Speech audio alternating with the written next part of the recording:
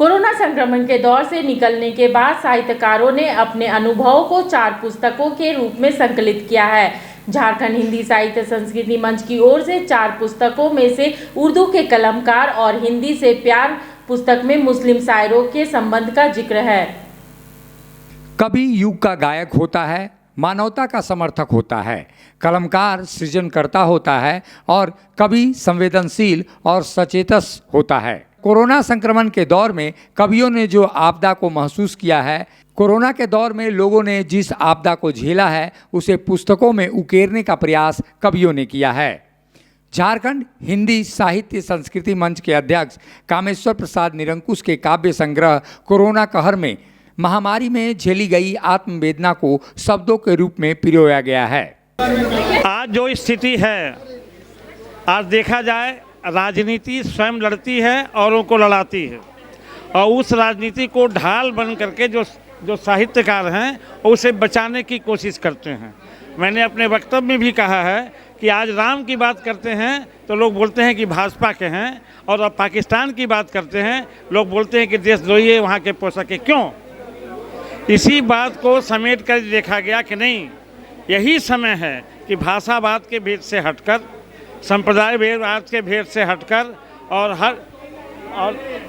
हर तरीके से अपने आप को इस तरीके से यह बताया जाए कि भाषा कभी भी, कोई भी भाषा हो, धर्म वाले कोई भी हों, जिसमें राष्ट्रीयता का पोषक है, जो राष्ट्र के सचेतक हैं और जिनको राष्ट्र के प्रति, भारत माता के प्रति लगाव नहीं है, वह ही निशान करता है। लेकिन ऐसे मुस्लिम लोग हैं शुरू से, उनमें किसी तरह की लगाव की कोई कमी नहीं है, और जिसमें लगाव की कमी है वो उनसे सीखें और सीख करके वह भी राष्ट्र का गुण गाएं, और निश्चित रूप से अपने रचनाकारों को समझें, कविता को समझें, शायरी क्या होती है उसको जानें और अपने विचार को आगे रखें। इसी को ध्यान में रख करके हिंदी, उर्दू के कलमकार और हिंदी से प्यार, यह निबंध हम लोगों ने सामने रखा है। यह सोचता हूँ, कई लोगों से यह कहते हैं कि कोई भी बुलाए तो आप चले जाते हैं। मैं कहता हूँ कि ये ताश खेल के समय नहीं काट रहे हैं। साहित्य साधना करने की एक बेचैनी है ना, लिखते लिखते ही तो आदमी प्रौढ़ होता है। हर आदमी एक ही बार निराला या महादेवी वर्मा तो बनेगा नहीं। तो इनकी साहित्य सेवा की जो लगन है, जो उत्साह है, सोचिए पुस्तकों के लोकार्पण में इतने लोगों को इन्होंने जुटाया, तो लोगों को जोड़े हुए हैं साहित्य से, तो एक माहौल साहित्य का बना रहे हैं। सबसे बड़ी बात तो यह, पहली बात यह। वैसे अनीता रश्मि की बहुत सारी किताबें निकल चुकी हैं, उनका कहानी संकलन बढ़िया है।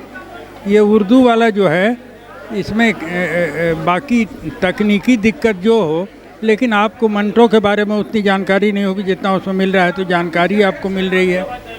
और कामेश्वर जी की तारीफ मैं इसलिए करता हूँ ना, इनकी सक्रियता हमेशा प्रसन्न करती है। कुछ ना कुछ चाहते हैं कि होता रहे, डिठल्ले बैठ के समय नहीं काटें। और चौथी किताब थी श्रीवास्तव जी की, प्रौढ़ आदमी है, अच्छा है। तो कुल मिला के एक साहित्य का माहौल तो बना रहे हैं ये लोग, इसलिए इनका धन्यवाद करना चाहिए। धन्यवाद। कवयित्री अनीता रश्मि की पुस्तक में सरई का फूल में प्राकृतिक वन संपदा का जिक्र करते हुए वन संरक्षण को महत्व दिया गया है। इस पुस्तक में जनजातीय संस्कृति की महत्व को बताते हुए सरई के वृक्ष को संरक्षित करते हुए संस्कृति से जोड़ा गया है। वहीं निरंजन प्रसाद श्रीवास्तव की काव्य संग्रह समय की रेत पर का भी विमोचन किया गया। इस पुस्तक में सृष्टि, प्रकृति और मानवीय भावनाओं की गतिशीलता का जिक्र किया गया है।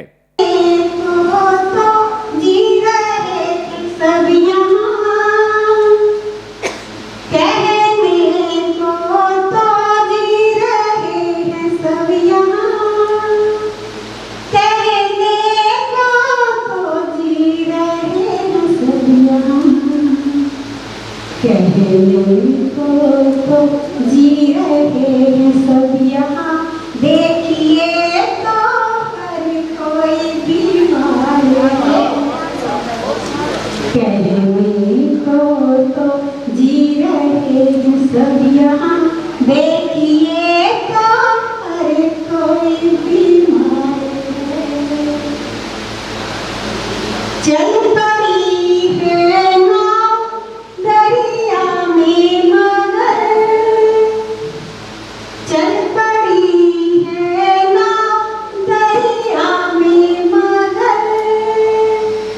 झारखंड हिंदी साहित्य संस्कृति मंच के अध्यक्ष कामेश्वर प्रसाद निरंकुश और आशुतोष प्रसाद की पुस्तक उर्दू के कलमकार हिंदी से प्यार में उर्दू शायरों और साहित्यकारों का जिक्र करते हुए उनकी खूबियों को बताया गया है।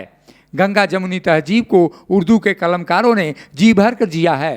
उर्दू के सिपाहियों ने हिंदी के प्रति अपनी जिम्मेवारियों को बखूबी जीने का प्रयास किया है। देखिए, कविता अपने आप में एक बहुत अनूठी चीज़ होती है और कविता मन के भाव हैं और जितनी बार ये रची जाती है उतनी बार नई होती है।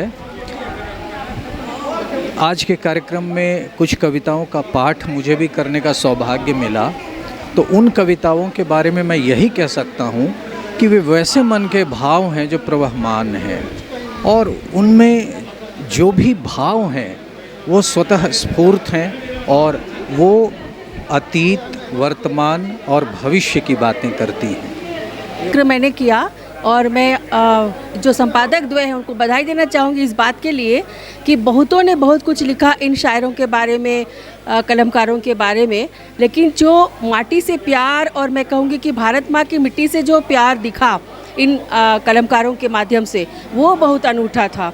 और ऐसा भी है कि कुछ लोग जो हैं कि वो लोग रहना चाहते थे हिंदुस्तान में लेकिन चले गए पाकिस्तान। उसमें मुर्तज़ा हसन का नाम जैसे मैंने लिया और मुक्तिदा हसन जो उसकी तीसरी संतान थी वो ज़िद किए कि नहीं मैं भारत में रहूँगा और जो निदा फाजली के नाम से मशहूर हुए।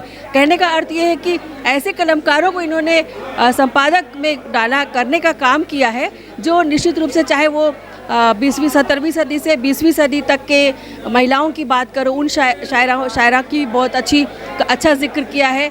एक बात जो मैं कहते वहाँ रुक गई, वो साहिर लुधियानवी और अमृता प्रीतम का जो डायलॉग है वो बहुत ही बढ़िया तरीके से में लिखा है। मुझे लगता है शुरू से अंत तक एक जिज्ञासा बनी रहने वाली किताब है।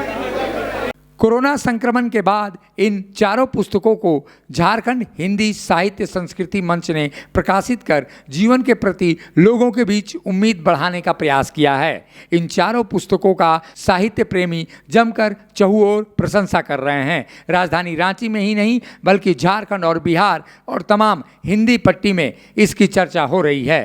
मुखर संवाद के लिए रांची से शिल्पी की रिपोर्ट।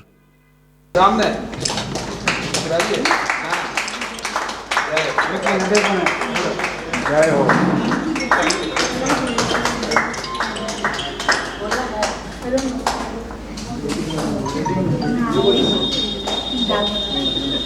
निरंजन हिस्सा करूंगी।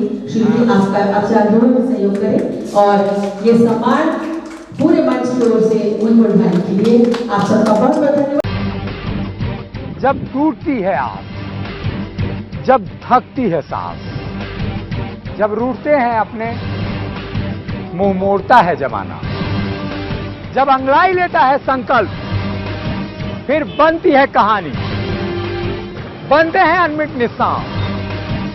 देखिए मेरे साथ संघर्ष की दास्तान।